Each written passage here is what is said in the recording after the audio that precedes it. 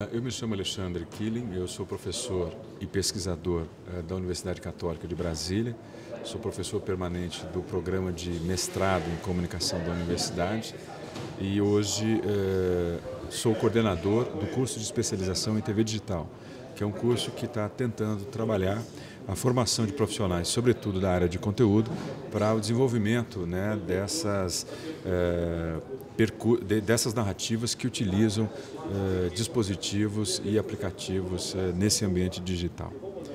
A palestra que nós fizemos hoje aqui, a comunicação que nós fizemos hoje aqui, ela teve uma preocupação de procurar provocar uma reflexão, ou pelo menos sugerir uma reflexão entre os participantes, já que a maioria é da área técnica, né? Falando da Sociedade de Engenharia e Televisão.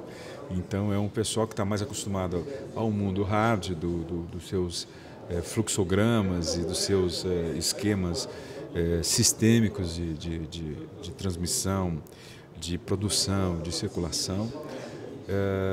Entender que essa dinâmica que nós estamos passando hoje, nesse processo de transição do mundo analógico para o mundo digital, no âmbito da radiodifusão, nos exige um deslocamento também. Não é só a tecnologia que está mudando. A nossa forma de ver, de fazer as coisas também precisa mudar. E o primeiro movimento é dentro das emissoras. Eu não posso mais continuar com o departamento de engenharia, o departamento de marketing, o departamento de jornalismo, o departamento de operações, o departamento de arte, em que ninguém se fala, eventualmente numa reunião, e tudo depois é, né, uma comanda que vai passando de um lugar para o outro, e aí se vai executando aquilo, se dá algum problema, a gente vai lá e inclusive registra uma ocorrência. Olha, teve uma falha assim e a culpa foi da área X ou da área Y. Ora, nesse ambiente digital, é equivalente a fazer com que eu ligue um aparelho de TV LED com o mesmo machado que o cara quebrava lenha na Idade da Pedra. Eu estou pegando lá um processo e uma tecnologia e uma maneira de ver o mundo, de fazer o mundo extremamente antiga, diante de uma situação extremamente nova, que me exige outras formas de fazer. Então, qual é a primeira delas? A integração das equipes.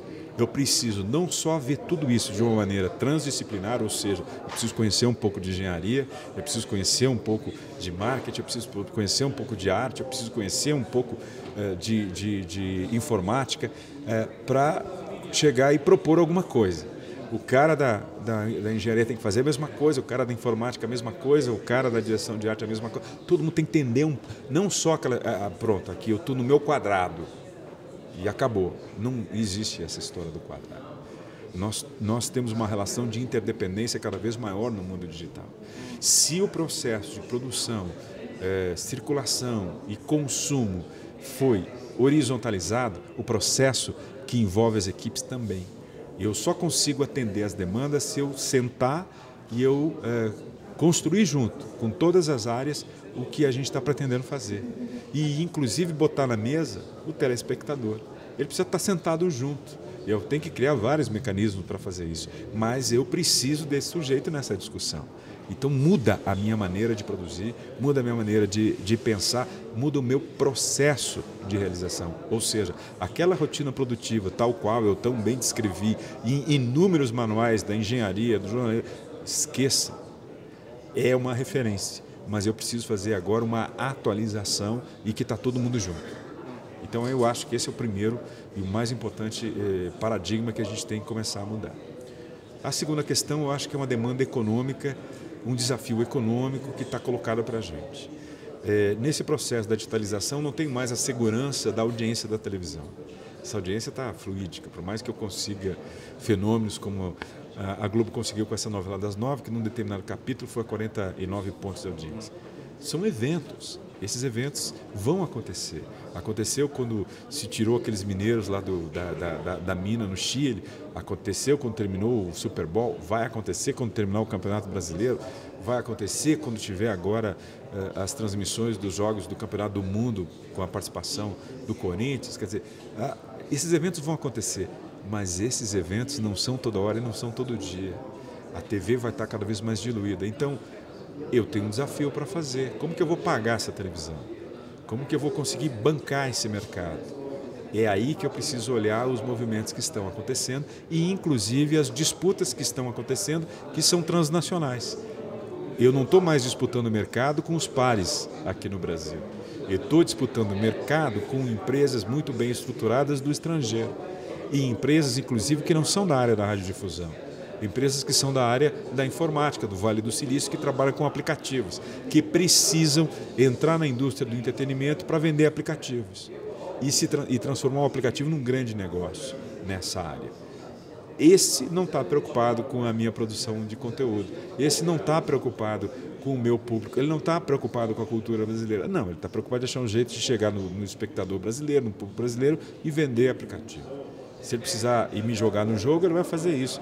Mas o interesse dele é concentração.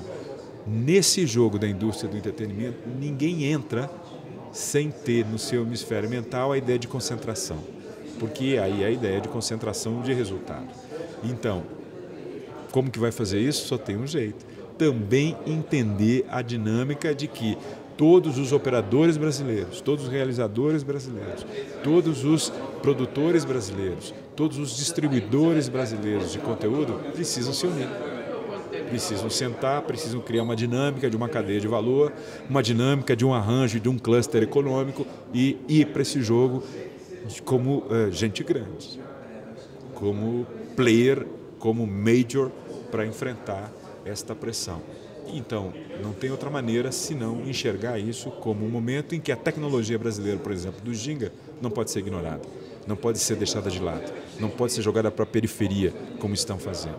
Este é um crime estratégico, é uma miopia estratégica, é uma falta de visão estratégica e é uma falta de compreensão da dinâmica que está acontecendo, que ela não está no hemisfério apenas da economia brasileira, mas ela está trabalhando num conceito de geopolítica da economia mundial. Legal, professor.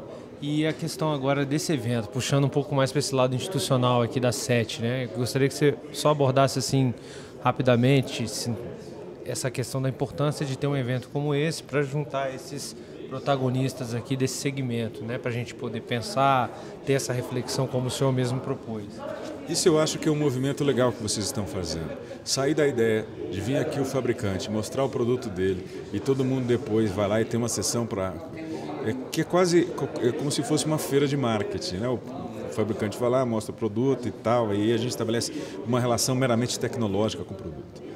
À medida em que a gente começa a discutir conceito, começa a discutir essas coisas que justificam o nosso fazer, que justificam as nossas práticas, nós começamos a discutir com o próprio fabricante. Só um pouquinho. Isso que esses movimentos estão fazendo não me interessa. Esse movimento pode ser bom para ti, mas não é bom para mim. Eu não pego e embalo. Pego aquele embaladinho, levo para casa e digo, bom, agora eu estou avançado, porque eu peguei uma tecnologia X que me permite fazer um monte e uma infinitude de movimentos no meu processo produtivo e eu estou ok. Não, não está ok. Eu domino o que eu estou fazendo, eu fiz essa transição, eu sei o que eu quero.